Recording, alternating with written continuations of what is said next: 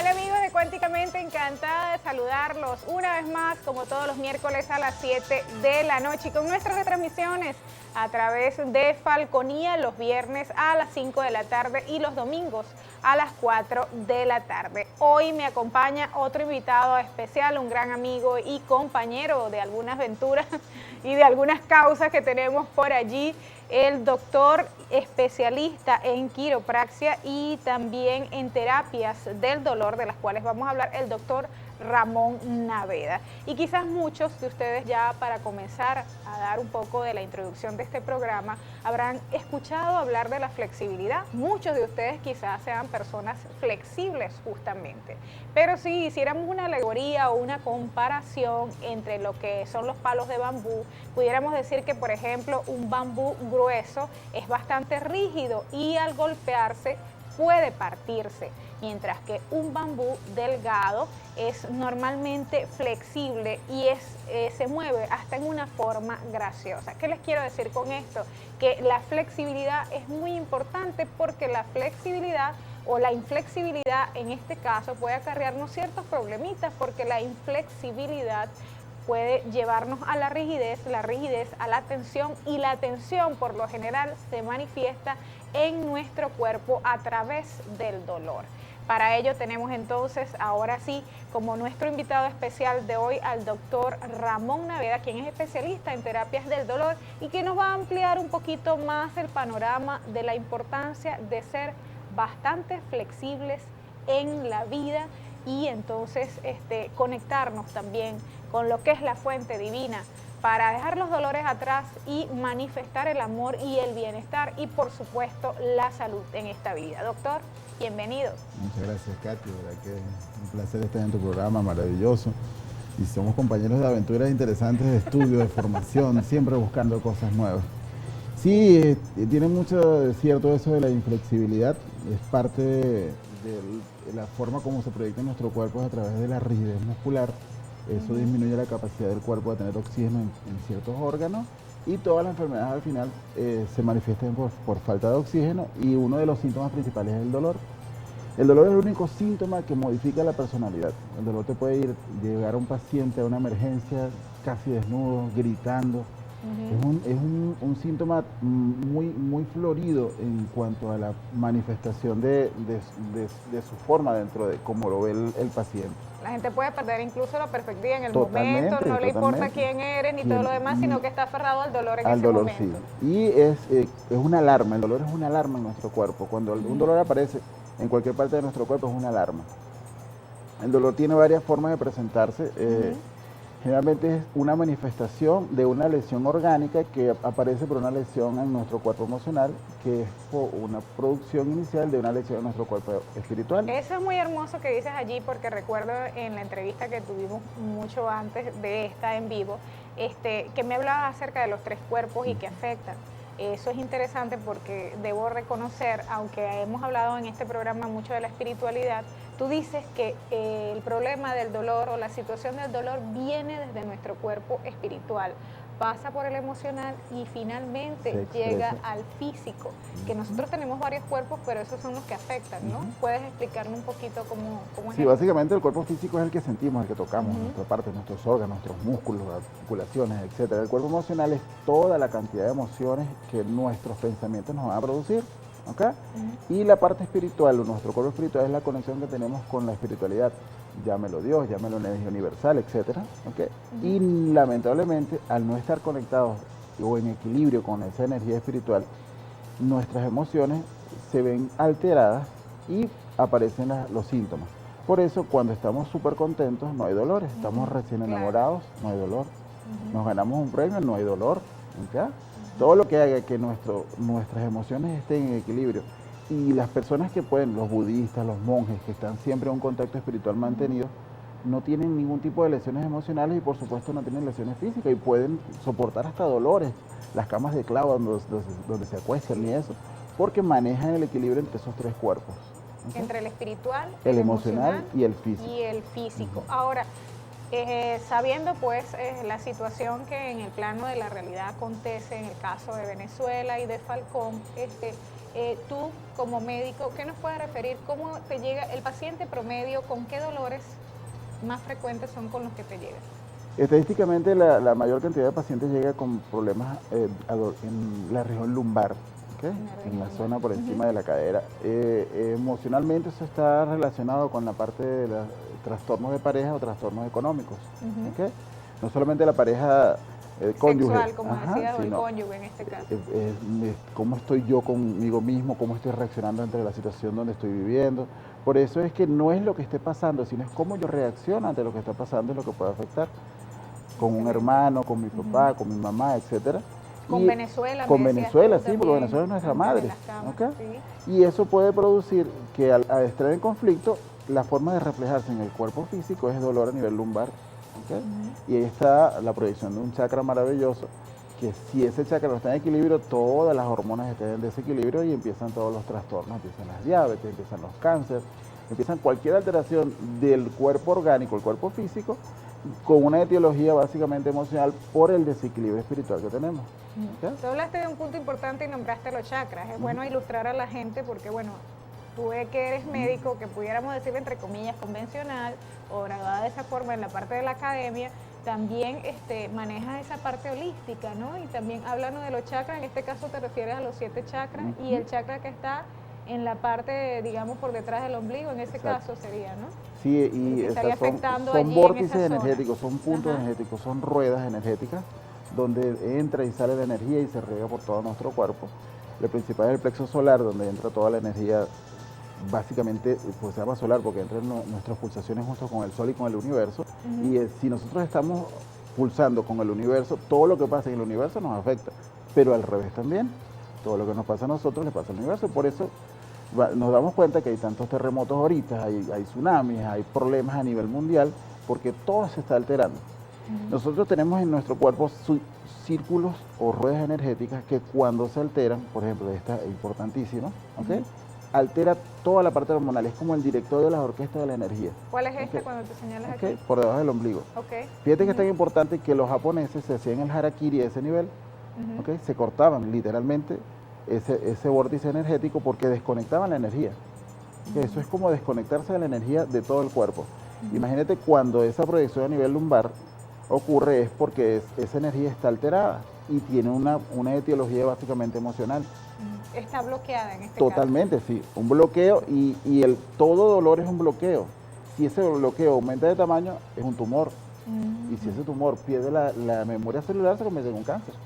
Ahora, eso es interesante y tú dices que en la región lumbar es donde el promedio te llega, pero también pueden, de acuerdo a las estadísticas, señalarnos en qué otros órganos es donde más se presentan o se concentran estas emociones que por lo general son algo negativas, ¿no? Entre paréntesis, entre comillas. Sí, entre comillas. En orden son primero la región lumbar, luego la región cervical y luego rodillas, ¿ok? La región cervical, la proyección es cuando me tomo los problemas de los demás como míos, y trato de resolverlos. El clásico víctima, el clásico redentor que quiere arreglar la vida a todo el mundo y anda con los problemas encima, es como si cargara los problemas en el cuello. Y la rodilla a nivel emocional es la planificación. Con toda la situación que estamos viviendo, en la forma como lo tomemos, nuestros planes están como cortados, como si no pudieran darse lo que nosotros pensamos. Nuestras metas están muy inestables y aparecen los dolores de rodilla. Por supuesto, es lógico que si hay una lesión mantenida, va a haber una lesión ya estructural. Y eso no quiere decir que no, que si tengo las rodillas con dolor no es que tengo los meniscos lesionados, sino que es mi emoción y curando mi emoción me mejore, ¿no? Una emoción mantenida puede producir un daño articular y sí, ahí empieza. Hay que tratarlo físicamente. Exacto, entra la medicina convencional a tratarlo, ya sea con medicamentos o con cirugía, dependiendo de la necesidad. ¿Qué otro tipo de dolor me decías, además de ese? Bueno, en la parte de las cargas. Sí, básicamente. El hígado me nombraba, el páncreas. El hígado es el reservorio de los resentimientos. El hígado resuena con los odios guardados, con toda la cantidad de información que tienes hacia una persona o hacia un evento que sucedió. Y cuando no lo sueltas, empiezan a guardarse en el hígado. El hígado es el laboratorio del cuerpo.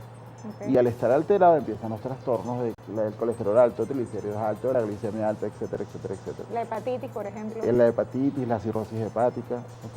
todo eso proviene, obviamente, el eje es el hígado, pero entonces tiene que ver mucho con esas emociones. El páncreas es un órgano muy bonito. El páncreas es quien produce la hormona que quema el azúcar. Okay. Pero estadísticamente se ha demostrado que la emoción que guarda el páncreas es la no expresión del amor. Me explico. Si por una situación yo dejo de expresar el amor, ¿okay? Mi amor empieza a acumularse y como el amor es dulce, aparece la diabetes. El páncreas literalmente deja de funcionar. Y por eso tú ves que la gran mayoría de los pacientes con diagnóstico de diabetes viven amargados, se van secando, ¿okay? Porque no tienen esa posibilidad.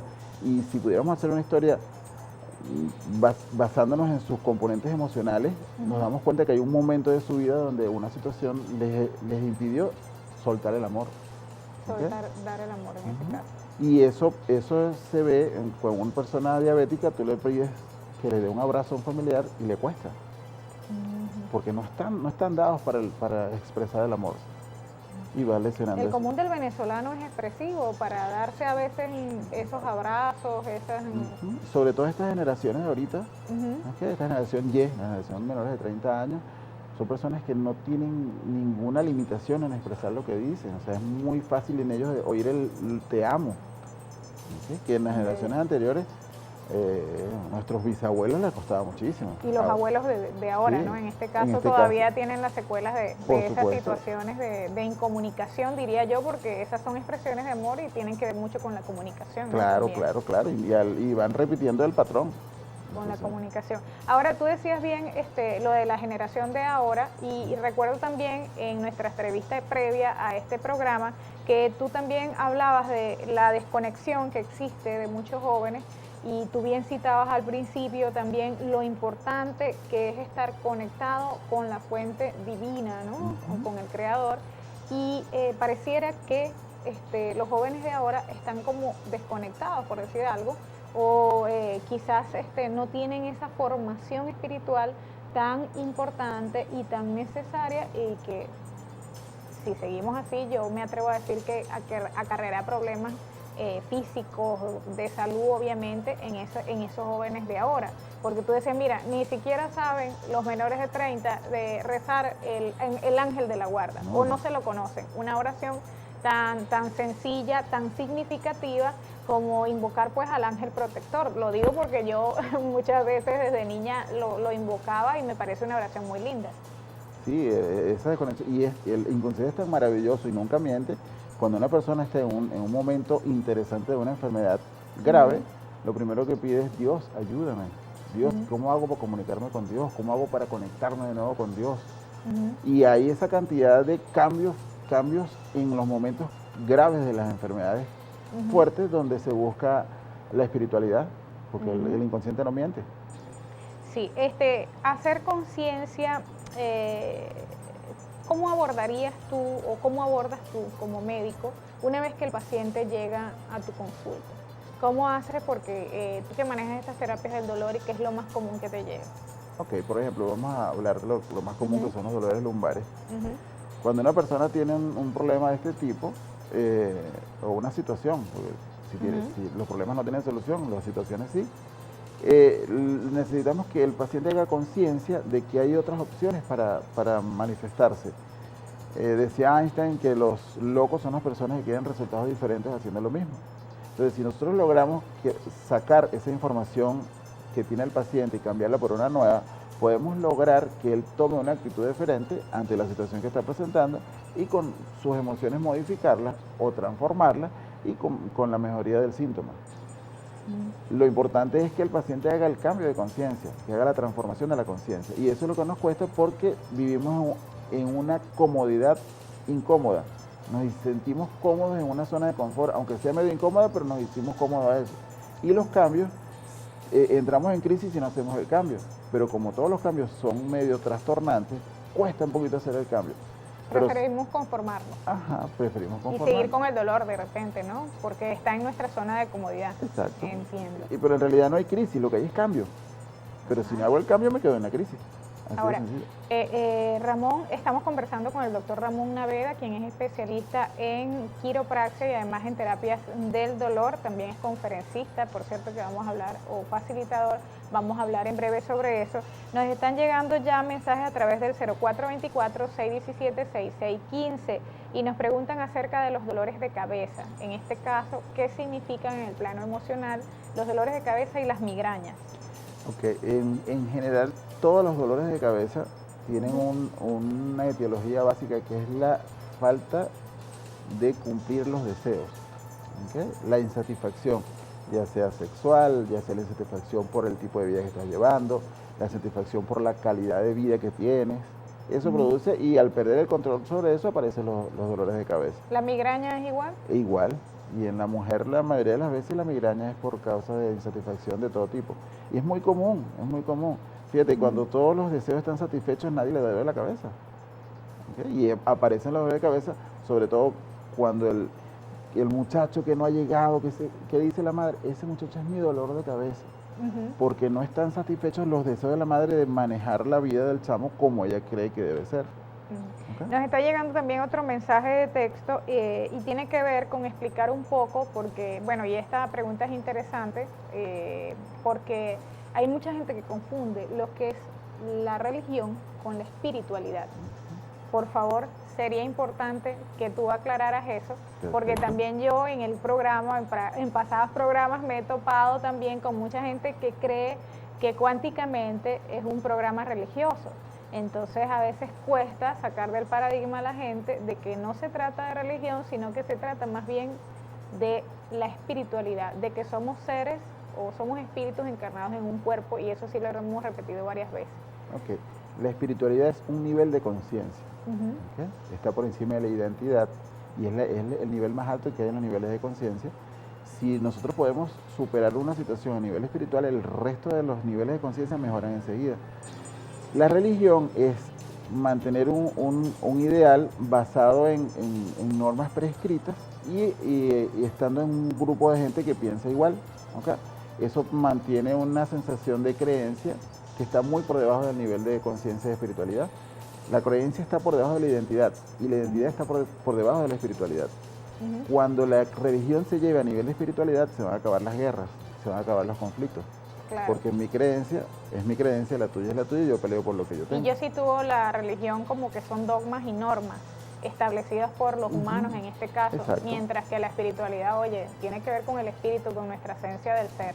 Muchísimas gracias, Ramón. Vamos al primer corte y en breve regresamos con más de Cuánticamente y aquí con la grata compañía del doctor Ramón Naveda, quien es especialista en quiropraxia y terapias del dolor. Además es conferencista y facilitador. Por cierto que vamos a hablar de temas interesantes acerca de Sanando el Ser, que es un taller que ellos están preparando.